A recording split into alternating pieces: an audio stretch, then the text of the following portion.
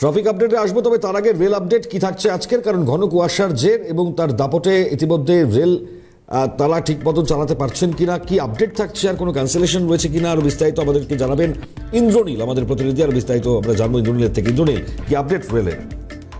কাল থেকে যে পরিষেবা, সেই পরিষেবা কিছুটা হলেও লোকাল ট্রেন পরিষেবা ব্যাহত হচ্ছে দক্ষিণ পূর্ব রেলের, কারণ কুয়াশার কারণের জন্য বেশ কিছু ট্রেন কিন্তু ডিলে রয়েছে, এমনটাই কিন্তু রেল সূত্রে জানা গিয়েছে। এবং 16 তারিখ যে 16 তারিখের নোটিফিকেশন অনুযায়ী 18 তারিখে অর্থাৎ বৃহস্পতিবার ব্যান্ডেল নৈহাটি সেকশনে বেশ কিছু ট্রেনকে ক্যান্সেল করা হবে, কারণ এনআই ওয়ার্ক অর্থাৎ ট্রাফিক এবং পাওয়ার ব্লক করা হবে সেই কারণের জন্য।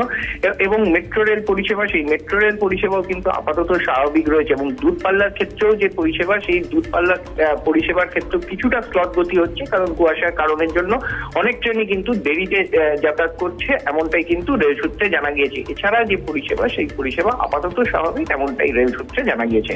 মণিময়, একেবারে। এবং বেশ কয়েকদিন ঘন কুয়াশার দাপট থাকবে এবং বৃষ্টিপাতের পূর্বাভাস, সেক্ষেত্রে সকালে রেল চলাচলে খামতি থাকবে, এমনটাই কি মনে করা হচ্ছে ইন্দ্রনীল? একদমই। এই যে ঘন কুয়াশার কারণের জন্যই কিন্তু বেশ কিছু ট্রেন, অর্থাৎ দূরপাল্লার যে ট্রেন, সেই ট্রেনগুলোতে সব থেকে বেশি প্রভাব পড়ছে, ফলে বেশ কিছু ট্রেনকে কিন্তু ডিলে আসছে, অর্থাৎ আপলিঙ্ক এবং ডাউনলিঙ্কে কিন্তু সমস্যা হচ্ছে, ফলে ট্রেন কিন্তু ডিলে আসছে, ফলে ট্রেন ছাড়তেও দেরি হচ্ছে, এমনটাই কিন্তু রেল সূত্রে জানা গিয়েছে। এছাড়া লোকাল ট্রেন পরিষেবার ক্ষেত্রেও এই ঘন কুয়াশার প্রভাব কিন্তু পড়ছে, ফলে বেশ কিছু লোকাল ট্রেনও কিন্তু দেরিতে চলছে, এমনটাই রেলের তরফ থেকে জানানো হচ্ছে।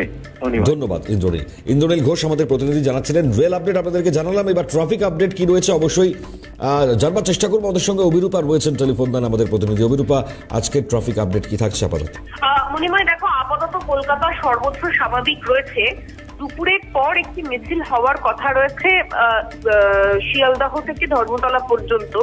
এছাড়া বিড়লা তারামণ্ডল থেকে হাজরা মোড় পর্যন্ত আরো একটি মিছিল হওয়ার কথা।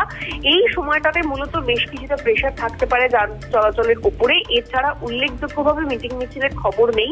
আপাতত কলকাতার সমস্ত রাস্তাই স্বাভাবিক, এমনটাই বলছে লালবাজার ট্রাফিক কন্ট্রোল। মণিময়, ধন্যবাদ অভিরূপা শাহ ছিলেন আমাদের সঙ্গে, আমাদের প্রতিনিধি। এবং এই মুহূর্তে দাঁড়িয়ে আপাতত ভাবে যান চলাচল নিয়ন্ত্রণের মধ্যে আমাদের সঙ্গে ট্রাফিক সার্জেন্ট পুলক কুমার বালা রয়েছেন। স্যার, স্বাগত সিএনএ আপনাকে।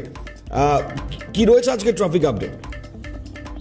তো শহর কলকাতার যান চলাচল স্বাভাবিক আছে। আজকে সারাদিনে শহর কলকাতার বুকে মিছিল বলতে এই 11:30 নাগাদ একটা প্রসেশন বেরোনোর কথা আছে আপনার নিউ মার্কেট এরিয়া থেকে।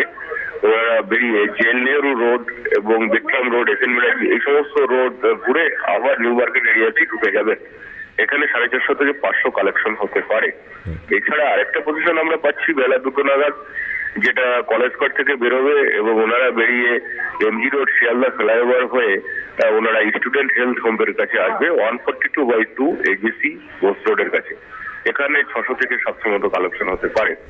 এছাড়া আরেকটা পজিশন আমরা দেখছি বেলা 3টে নাগাদ, ওনার পজিশনটা বিড়লা প্ল্যানেটোরিয়াম থেকে বেরিয়ে ওনারা ওই ক্যাথিড্রাল রোড, জেল নেহরু রোড হয়ে মেট্রো চ্যানেলের কাছে আসবেন।